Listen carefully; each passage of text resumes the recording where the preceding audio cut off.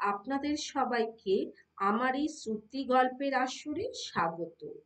আজ পাঠ করছি জগদীশ গুপ্তের লেখা ছোট গল্প ভরা সুখে।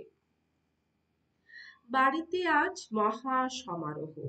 মা অন্নপথ্য করিবেন। রত্নগর্ভা বলিতে যা বুঝায়, হরিমোহিনী ঠিক তাই। যে ভাগ্য দেবতা নারীর গর্ভে সুসন্তান দিয়া তাহাকে সার্থক করিয়া তোলেন, তিনি হরিমোহিনীর প্রতি শুরু হইতেই সুপ্রসন্ন। হরিমোহিনীর 7টি সন্তান, তার মধ্যে একটি মেয়ে। এ কথা বলিতেছি না যে মেয়ে রত্ন নয়, মেয়েও রত্ন।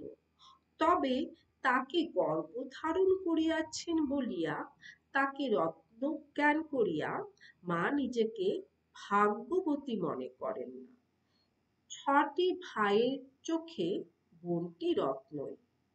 বোন কাছে আসিলে ভাগ্নের সংখ্যা দেখিয়া আর ভাণ্ডারের দিকে চাহিয়া ভাইদের শঙ্কিত হইয়া উঠিবার কারণ নাই।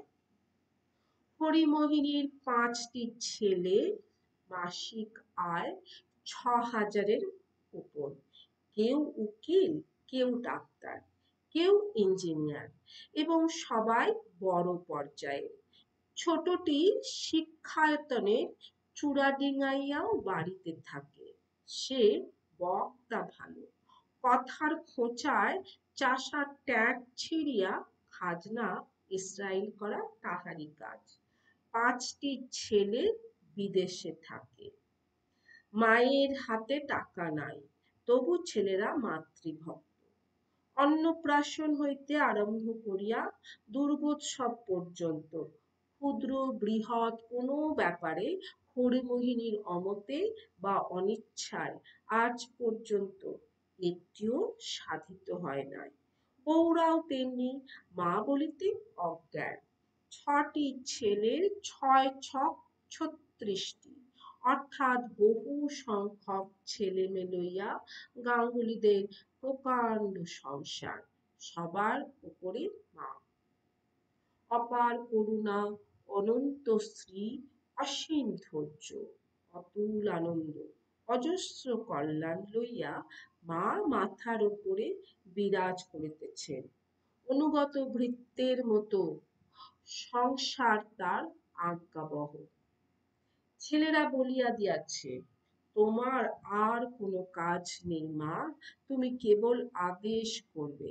মায়ের আদেশ একটিও লঙ্ঘিত হয় না। এই হরিমোহিনী অসুখে পড়িয়াছিলেন, বাঁচিবেন এ আশা ছিলই না। অতি কষ্টে রক্ষা পাইয়াছে, আজ তিনি অন্নপথ্য করিবেন। সূত্রপাত অতি সামান্য, সামান্য একটু সর্দি, সামান্য একটু ফুসফুস কাশি, সামান্য অরুচি। হরিমোহিনী গ্রাহ্যও করিলেন না। আহার কমিলেও আহ্নিকের খাতিরে স্নান নিয়মিতভাবে চলিতে লাগিল। ছোট বউ নিরুপমা একবার ঢোক গিলিয়া একটু নিষেধের সুরে বলিল, নাওয়াটা 2 দিন বাদ দিলে হয় না মা? যদি অসুখ বেশি হয়ে পড়ে? হরিমোহিনী হাসিয়া বলিলেন, বেশি হয়ে পড়লে তোমরা আছো, দেখবে। শুনিয়া নিরুপমা অবাক হইয়া গেল।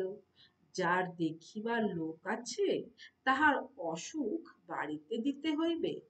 পুত্রবধূর নিষেধ অমান্য করা চলে, সে প্রতিশোধ নয় না, কিন্তু প্রকৃতির হাত অনিবার্য, সে প্রতিশোধ নিল। একদিন হরিমোহিনী পুজোর ঘর হইতে কাঁপিতে কাঁপিতে বাহির হইয়া আসিয়া সম্মুখে নিরুপমাকে দেখিয়া হাসিতে হাসিতে বলিলেন, আমার বুঝি জ্বর এলো বৌমা, আমায় ধরো। নিরুপমা তাহাকে ধরিয়া শুয়াইয়া দিল। কবিরাজ আসিলেন, বলিলেন, যা হোক, ভয়ের কারণ নেই, তবু সবাইকে খবরটা দিয়ে রাখুন। প্রাচীন মানুষ কিনা। খবর পাইয়াই ছেলেরা ছুটিয়া আসিল। আরো 3 দিন গেল। অসুখ বাড়িল না, কমিলও না। কিন্তু কবিরাজ হঠাৎ অনুমতি দিলেন, যা খেতে চান তাই দিতে পারেন।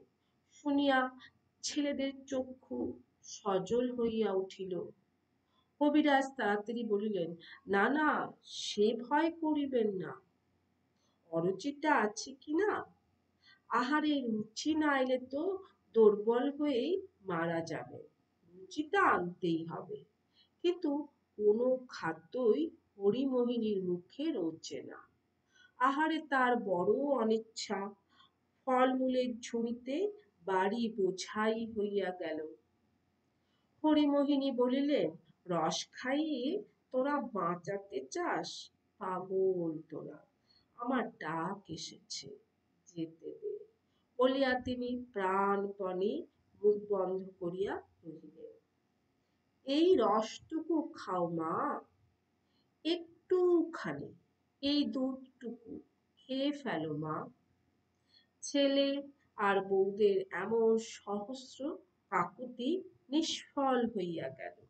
হরিমোহিনীর কোনো খাদ্য মুখে লইলেন না, শুধু জল আর জল। মুহুর্মুহু মুখে জল দিতে হইতেছে। প্রতিবারই হরিমোহিনী প্রশ্ন করিতেছেন, গঙ্গা জল তো? 15 দিনের দিন কবিরাজ হরিমোহিনীর নাড়ির উপর আঙুল রাখিয়া মিনিট তিনেক পর মুখ অন্ধকার করিয়া ফেলিলেন। নাড়ি কখনো পাওয়া যাইতেছে, কখনো পাওয়া যাইতেছে না। আড়ালে যাইয়া কবিরাজ বলিলেন, আজ রাতটা সাবধানে থাকবে। সে কি বলিয়া ছেলেরা চমকিয়া শুকিয়া উঠিল। নারী বড় এলোমেলো, আমার সঙ্গে লোক দিন বলিয়া কবিরাজ বাহিরে আসিলেন। কিন্তু সে রাত্রি হরিমোহিনীর কাটিল। পরদিন প্রাতঃকালে কবিরাজ তার নাড়ি দেখিয়া মুখ তুলিয়াই দেখিতে পাইলেন, এতগুলি মানুষ তাহারই মুখের দিকে নিষ্পলক চক্ষে চাহিয়া মূর্তির মতো দাঁড়াইয়া আছে। কবিরাজ বুঝিতে পারিলেন, উৎকণ্ঠায় এই সব স্ত্রী পুরুষ বালক যুবার প্রাণ এমনই কণ্ঠাগত, যেন তাহারই উচ্চারিত বাক্য দণ্ডাজ্ঞার মতো এই মুহূর্তেই তাদের মারিবে কি বাঁচিতে দেবে। কবিরাজ চোখের ইশারায় বড় ছেলে গঙ্গাধরকে ডাকিয়া বলিলেন, নারীর অবস্থা ভালো, আশা হয়েছে। কথাটা মর্ম গ্রহণ করিয়া গঙ্গাধর উঠিয়া দাঁড়াইতে তার মুখের আভায় যেন দিক উজ্জ্বল হইয়া উঠিল, এবং যে পুলকের একটা অতি স্নিগ্ধ ধারা সেই অবরুদ্ধ শ্বাস চরম উদ্বিগ্ন প্রাণীগুলির প্রাণের উপর বর্ষিত হইয়া গেল, তাহার পরিমাণ নাই, তুলনা নাই। হরিমোহিনী সুস্থ হইয়া উঠিতে লাগিলেন এবং পথে রুচি ফিরিল। আজ তাই বাড়িতে এত সমারোহ। অসুখের পর মা প্রথম অন্নপথ্য করিবেন।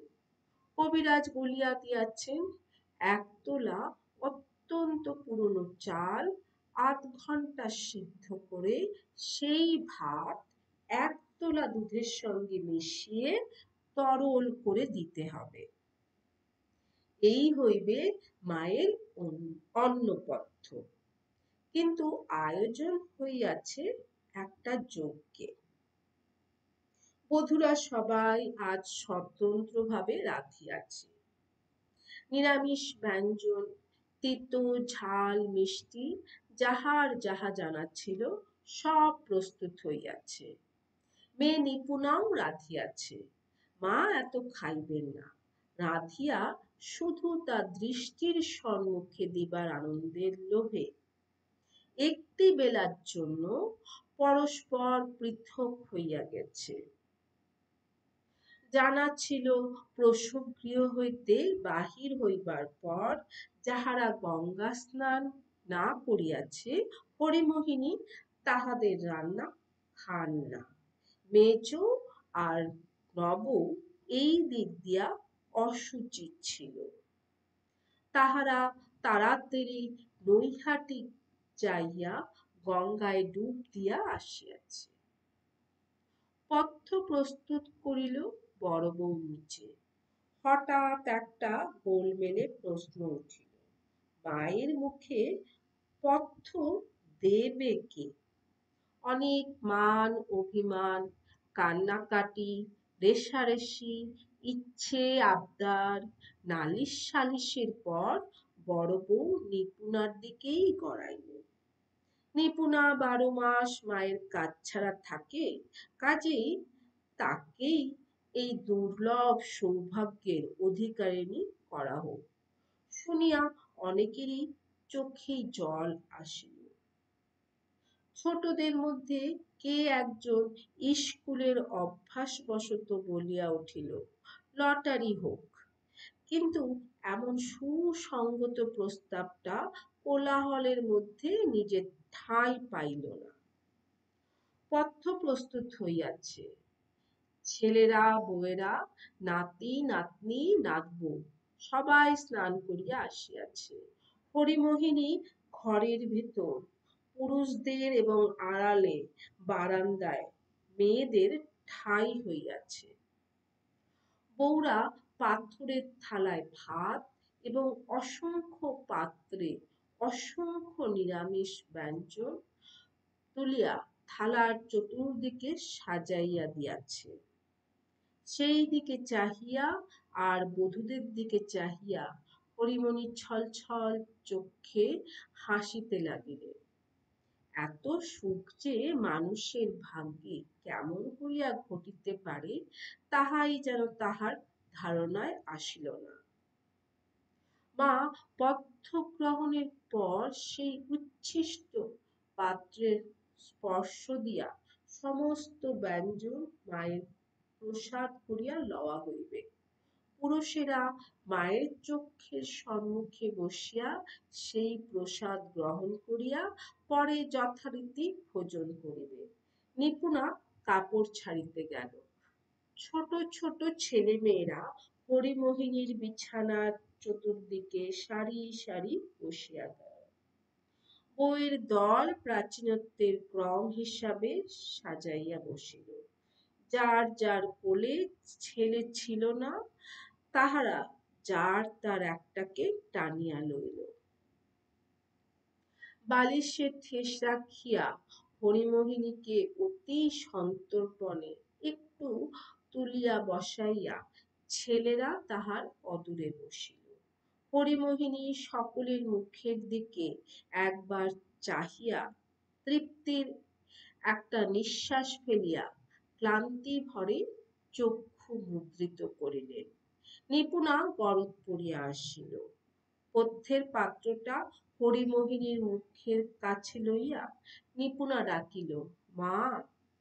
গঙ্গাধর ঝুঁকিয়া ডাকিল, মা পথ্য করো। মা কথা কহিলেন না। ঘুমাইয়া পড়িয়াছে ভাবিয়া গঙ্গাধর উচ্চতর কণ্ঠে ডাকিল, মা। মা তথাপি নীরব। গঙ্গাধর চমকাইয়া উঠিল। হেঁট হইয়া সে হরিমোহিনীর বাঁ হাতখানা তুলিয়া লইল। ঘর একেবারে নিঃশব্দ, নিঃশ্বাসের শব্দটুকুও নাই। হরিমোহিনীর নাড়ির উপর গঙ্গাধরের আঙুল কাঁপিতে লাগিল এবং তখনই সে মা তো নেই বলিয়া আর্তনাদ করিয়া মায়ের কোলের উপরে লুটাইয়া পড়িল।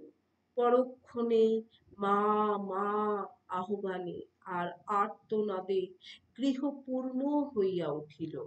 মা প্রসন্ন মুখে নীরব রহিলেন।